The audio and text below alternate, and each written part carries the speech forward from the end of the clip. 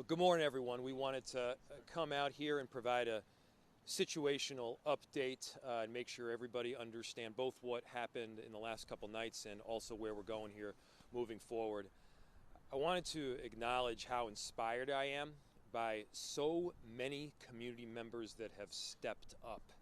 They've been providing food to people that have immigrated to Minneapolis. They've made sure that those that are terrified right now of the actions by ICE have support, have love, have care, are able to get to the grocery store, even childcare.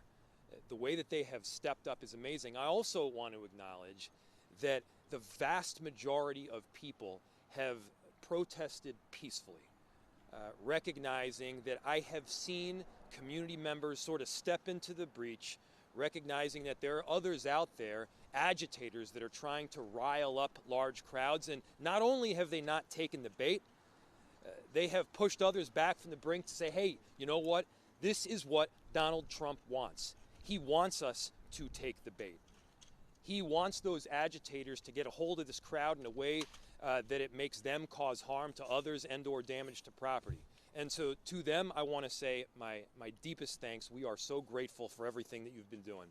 And to our first responders, to our police officers, Chief O'Hara, to our firefighters, Chief Rucker, they have been working tirelessly.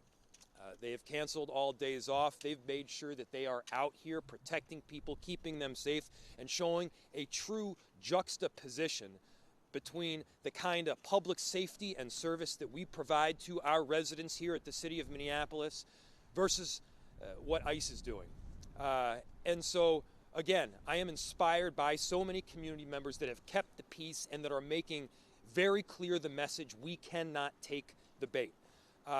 And to the few that have caused damage to property and or harm to others, need to be very clear, we're not going to let that happen. If you cause damage to property or put others in dangers, you're going to be arrested. And again, the vast majority of people have done this right. We are so deeply appreciative of them, but we have seen a few incidents last night. Those incidents are being reviewed. There were approximately 29 arrests that were made that Chief O'Hara will provide an update on. But we wanted to, again, give sort of the overarching theme of what we're seeing, which is peaceful protest. And we wanted to say when that doesn't happen, of course, there are consequences. We are a safe city. We will not counter Donald Trump's chaos with our own brand of chaos here. We in Minneapolis are going to do this right. Chief O'Hara is going to now provide an update. Thank you, Chief, for all your work. Good morning. My name is Brian O'Hara, B-R-I-A-N, O''H-A-R-A. I am the Minneapolis Police Chief. The Minneapolis Police Department has been monitoring a number of marches and protests and other First Amendment activities over the course of the week. All of those protests and marches have remained peaceful until last night. Last night at about 7 p.m., there was a gathering outside the Canopy Hotel in downtown Minneapolis. That gathering began as all the other gatherings around hotels had been conducted over the last several days. Largely peaceful, mainly a noise protest that was occurring, trying to disrupt the activities at the hotel. Unfortunately, that changed last night. Individuals at the Canopy then began marching on Washington Avenue towards the Depot and the Renaissance Hotel. While they were there, some individuals broke off from that group, and in the rear, they caused some damage to that hotel, damage to some of the windows and some graffiti damage. They then returned to the Canopy Hotel, where the Minneapolis Police Department responded with well over 200 police officers, Minnesota State Troopers, and Minnesota DNR police officers. We initiated a plan and took our time to de-escalate the situation, issued multiple warnings declaring an unlawful assembly, and ultimately then began to move in and disperse the crowd. It was well over 1,000 individuals, we believe, that were assembled there. And as those individuals broke off from the crowd, we had some other marches that then continued downtown. Ultimately, by 1 a.m., all of these individuals were either dispersed or placed under arrest. There were 29 arrests last night. We are aware of one police officer that was injured from a chunk of ice that was thrown at them. Other than that, we are not aware of any other injuries. I just want to say I'm incredibly proud of the police officers in this town and the state law enforcement officers and all the other police that have been here with us through this. What you saw last night was a disciplined and restrained response. I think it was highly professional, and I'm thankful for the members of the community who understand our need to keep things peaceful, and I'm thankful for those officials and others that are continuing to call for peaceful protest and assembly. Obviously, there's a number of additional marches and protests that we will be monitoring today, and we are fully prepared if things cross the line and become unlawful to make additional arrests if necessary. Thank you, Mayor. Thank you. We'll open it to questions. I'll go here and then here.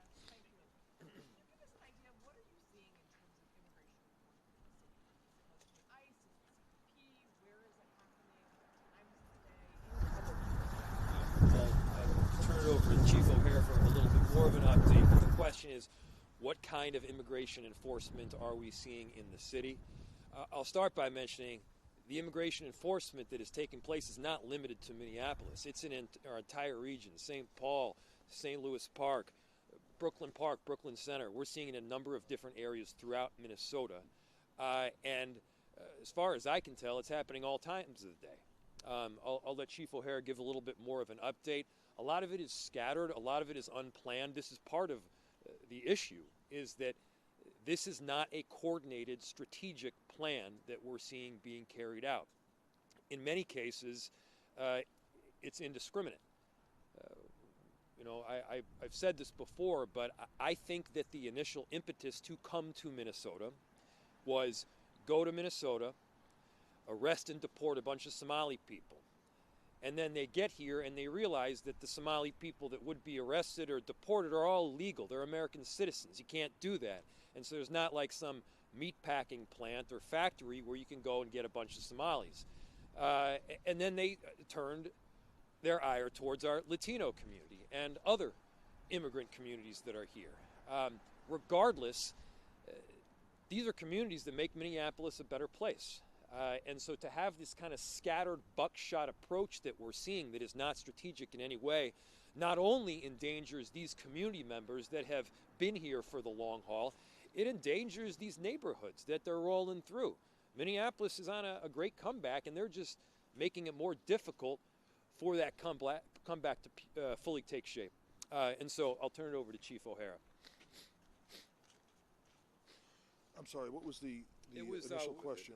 So the question was, can you tell us what some of these immigration enforcement actions the actions. look like? So the actions are widespread across all parts of the city, mainly focused on the south side and in some cases northeast part of Minneapolis. There are oftentimes what appear to be arrests made from vehicles, and we have had reports that come in of vehicles that are abandoned that we then have to respond to tow the vehicles.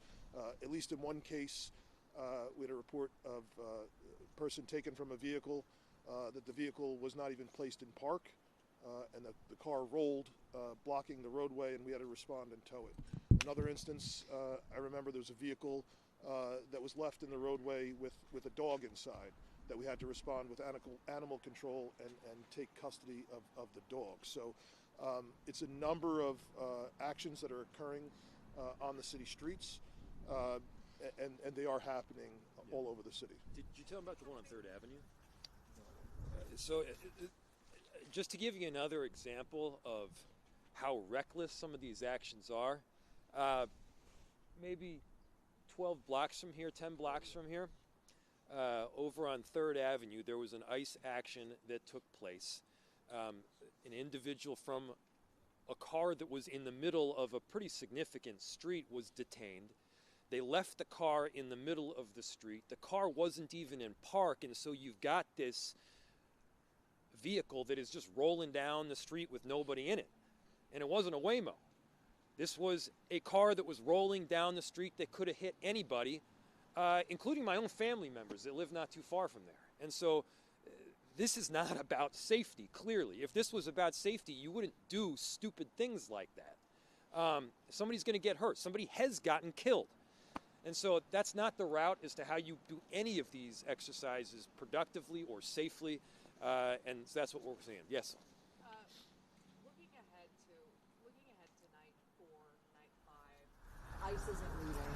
DHS is sending more officers. How concerned are you about temper spraying, people getting tired, exhausted, and things turning by? Yeah.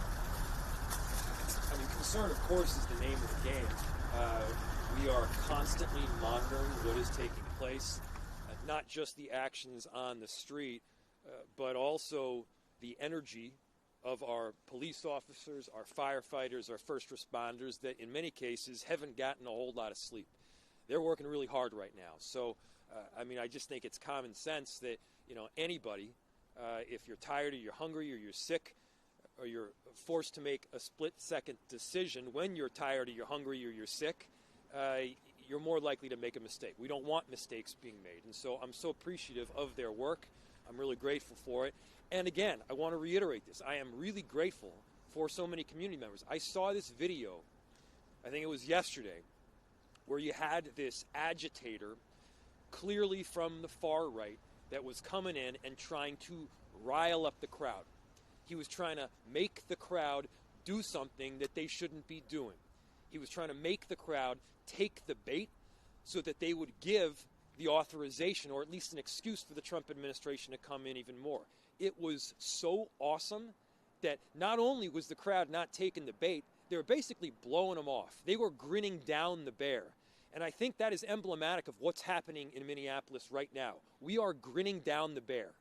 We are meeting a whole lot of despair with a lot of hope. We are doing right. We are being strategic. And yes, for those that aren't being strategic, for those that are taking the bait and causing property damage or otherwise, there are consequences. We're holding the line here all the way. Related to the shooting, I understand the officer, the ICE officer who shot this woman was treated at a hospital. Can you elaborate a bit on the nature of that, any injuries, where he was treated, when he was treated, how long he was in medical care? I think you're referencing the ICE agent, and I don't have any information on that. Do you? No, we don't know. There are some people online who are frustrated that they thought Minneapolis Police Department left the scene of the protest last night. Of course, you guys came back and state police came as well. Can you describe to us the strategy behind when you're not present at those protests and when you decide to come in? So this is a fine line that we have to walk. Because unfortunately, there's a whole lot of people that once we inject ourselves into a situation, then want to turn their frustration and their anger on us. So what we do is we act very strategically with restraint. We take our time to ensure that we have sound tactics, a good plan, and move in so that we can keep the safety of law enforcement as well as the safety of community in mind. What happened last night at one point was we still have everything else that happens in American cities happening. Our police officers had to respond to a 911 call that a woman who had an altered mental status had driven her car up onto a sidewalk and was blocking a parking access. So the police responded there, and we're dealing with that issue when they were unexpectedly and quite quickly surrounded by protesters at that march. And as we have seen, it is our police officers that then become the object of people's frustration. So because there was a safety element there, we quickly responded in and got those officers out, and then immediately formed up well over 200 police officers with a sound plan, began videotaping the actions that were happening and making the announcements and taking our time and allowing people who were not involved in illegal activity to legally disperse. But once it became clear, I think it was around 10:15 that we declared that. Once it became clear that there were individuals that were not going to abide by our direction to leave, they were placed under arrest.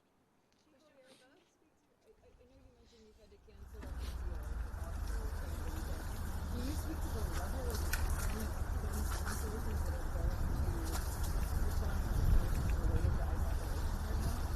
So the question was that we have canceled all days off and recalled personnel to duty. So the level or percent of people who are responding to events around this, I would say is close to 100%. So we have officers, obviously, that are conducting their normal duties and responding to 911 calls, but then they're also being held over, and they're being held on standby, if not being assigned to post up in locations.